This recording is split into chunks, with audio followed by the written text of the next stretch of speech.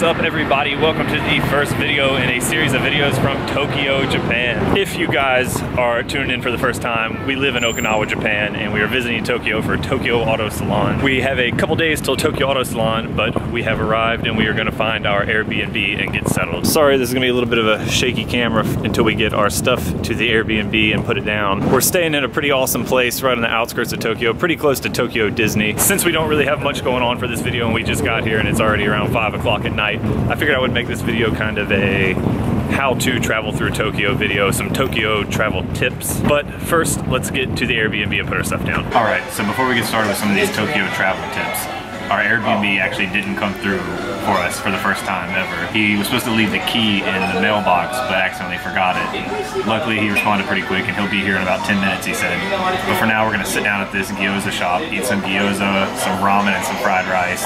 I'll show you guys all that when it comes, and then we'll head to the Airbnb and get started with some of these tips. Us being the hungry people that we are, totally killed this meal, and I totally forgot. This is onion rings and squid. Had some miso ramen, some steak. Mason was eating some rice. He already killed one bowl and started on another. But this is a izakaya type place where you just keep on ordering and ordering and just eat until you're completely stuffed. All right, we're at the Airbnb now. Just finished up with an awesome dinner. So travel tip number one for Tokyo, use Airbnb. In Japan, for some reason, whenever you book hotels, you get charged by the person for the room. So it would be cheaper to stay in a hotel if it's just you, but it's still expensive, it's not cheap. But for one person, it would be more expensive to stay in that exact same hotel room as me, my wife, and my son. So, like I said, travel tip number one, Airbnb is the way to go. I think we paid like 40 bucks a night for this place. It's not huge, but it's got all the essentials you need. It's got a microwave, it's got a washing machine. We have a bathroom with a shower, a little sink right here with something to cook on, and our living area slash bedroom. And behind that salmon colored jacket wife, there is a small little TV. What do you think of our place, Mason? It's nice. It's pretty nice. And I love it. And I want to hug it and kiss it. Strange. Look at this, we even got a little balcony right in front of our Airbnb. So before we move forward with a couple more tips for Tokyo and traveling in Tokyo, we're gonna make our way over to the 7-Eleven and grab a few drinks for the night and a few snacks to put in the fridge. And I think our place is in a pretty prime spot. There's restaurants all over the place. The place we went to is down that way. Another restaurant right across the street. And the 7-Eleven literally right out the front door.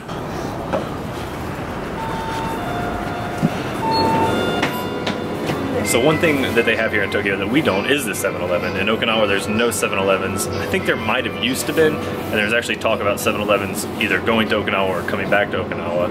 But right now, no 7-Eleven, so we always like to come to 7-Eleven when we come to Tokyo. Delicious coffees. Iced coffee is a very big thing over here. Family Mart still hasn't beat with their rice snacks though. What? New flavors. What you got? Chocolate vanilla. Ooh, chocolate vanilla ice cream. I was over here looking for a cool tuner mag to show you guys, but I'm not seeing much. Some initial D reference right there though, on the whatever magazine that is. So to go along with the Airbnb tip, make sure you find one in a place that's got lots of stuff really easily accessible. This is gonna be a really nice place to stay for the next few nights because there's so much around here. We're not gonna have to go anywhere if we don't want to. Obviously, we're gonna do some exploring, and Tokyo Auto Salon is gonna be taking up a lot of our time. But for whenever not at that, tons of stuff to do right around here. There's a good look at the outside of the place we're staying at. And don't be like Logan Paul and disrespecting Japan. Respect their culture, take off your shoes when you get in the house, and wear your wabaki. This peach and pineapple chuhai is not bad. So tip number two for traveling in Tokyo, don't rent a car for the whole time you're here. If you're gonna be here for a while, don't bother renting a car for every single night because most of the time there's nowhere to park it. And if you do find somewhere to park it, you're gonna be paying by the hour to park it there. So say you park your car overnight around your Airbnb somewhere and you have to pay by the hour. By the time you wake up in the morning, you're gonna be paying 20, 30 bucks every single morning. So I would say for the car enthusiast visiting Tokyo, rent a car for a couple nights out of the week that you're here. For Friday or Saturday night, it's definitely worth it to rent a car and head down to Coco Fudo, because if you don't rent a car, you're not going to be able to get there by train. Coco Fudo is kind of in the middle of Tokyo Bay on like it's a parking area for like kind of like a rest stop compared to the United States. And there's no way to get there unless you rent a car or take a taxi, and it's just going to be kind of a really expensive taxi. So to go along with renting a car while you're here, for those 2 nights, expect to spend $100 each night on tolls. If you're staying in the upper part of Tokyo, like in the northern part of Tokyo. Daikoku, I think, is actually considered Yokohama, I think. So last year, whenever we were down here, or actually this past summer when we were down here, I think we stayed a little bit north of Tokyo, but it cost us, or me, about $100 just to get down to Daikoku and then back to where we were staying at in one night. So for the other nights, how are you guys gonna get around if you don't have a car and it's too far to walk? What'd you say? We can't.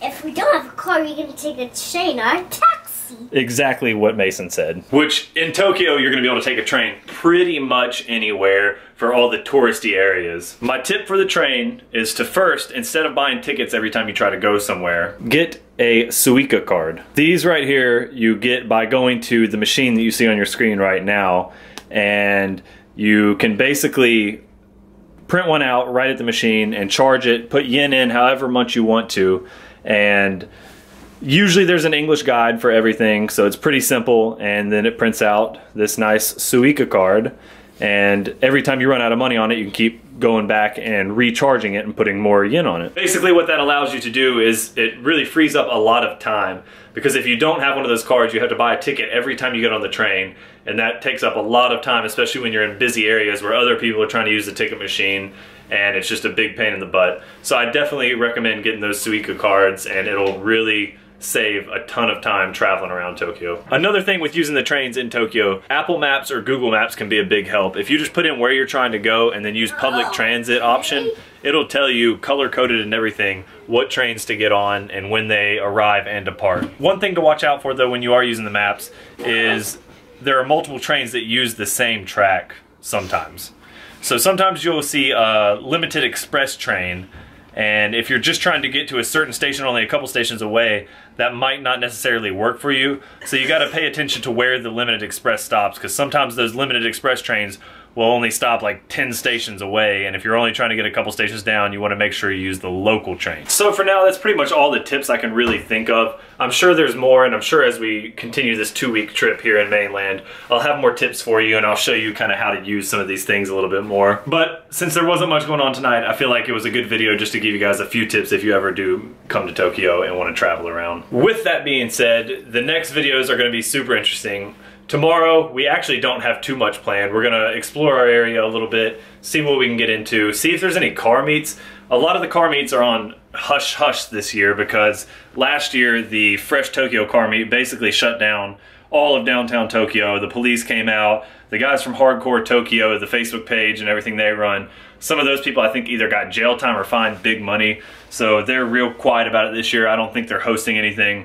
And then the other meet that usually happens around this time is the Chronicles Tokyo Night Meet, which if you guys watched the video from last year, we tried to make it out to, but because of the Hardcore Tokyo meet getting shut down the night before, the cops were out in force that night and shut down the meet real quick. So far what I found for our time here in Tokyo this time is Friday night there is the RWB Porsche meet over at the Hard Rock Cafe in Tokyo. So I think we're gonna try to make it out to that unless I can find anything more promising to go to. And then Saturday night is Coco Fudo. I'm sure there'll be people out there. So we're gonna roll down there. I do have a rental car for that night. It's nothing special this time, it's just a basic, probably gonna be another Suzuki Wagon R or something like that. So we're gonna drive down to that Saturday night. Oh, and of course the 2 days, Friday and Saturday, we're gonna be going to Tokyo Auto Salon during the day. And then also, I think they have an auction this year, which is new for this year, and I think Ken Block is going to be out there doing some drifting or gymkhana, some sort of crazy stuff like that, so we're going to try to get some video of that. So, really big plans for Tokyo, a lot going on. There's a couple subscribers I'll be meeting up with, and hopefully you get to see some of their cars. And then, off to Nagano for the Snow Monkeys. Then down to Nagoya. Nagoya is going to be pretty exciting, meeting up with a couple of people down there. We're also going to try to check out Garage Defend, which if you guys haven't seen them, go check them out on Facebook. They have a ton of Skylines, a ton of GTRs.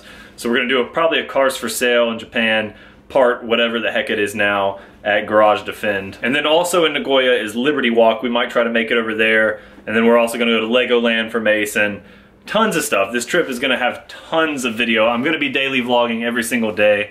I will try to upload every single day too, but with the next few days coming up, Tokyo Auto Salon and all that, it's gonna be really busy. So I'll do as much editing as I can. I might have to do most of my editing on the train rides in between cities. So I'll try to my best to get a video up every day, but if not, it'll be every other couple days. What you eating? Vanilla ice cream. Eating that vanilla ice cream. Anyways, not gonna drag the video on any longer. I know I just probably rambled on for like the last 5 minutes. Tons of videos coming. I will see you guys very soon in the next video. As always, thanks for watching.